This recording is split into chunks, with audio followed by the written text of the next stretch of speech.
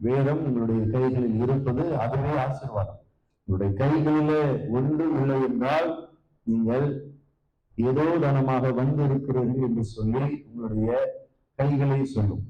வேற ஒன்றும் வேண்டாம். ஒரு வீட்டுக்குள்ளாக நாம் நுழைவோம் என்றால் அந்த வீட்டுக்குள்ளாக என்ன சொல்லுவார்கள், நேரா பாத்ரூம் போனீங்கன்னா தெரிஞ்சிடும் அந்த வீடு எப்படிப்பட்ட வீடு என்று சொல்லி சொல்லுவார்கள்.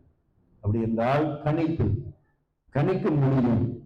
நாம் வெறும் கையோட அப்படி எதையும் தூக்கி வரவில்லை என்றால் நம்மளுடைய சாய்களை சொல்லும், நம்முடைய கைகளை சொல்லும், ஆண்டவரே இன்றைக்கு நான் சும்மா போகும்படியாக நான் வந்திருக்கிறேன் என்று சொல்லி.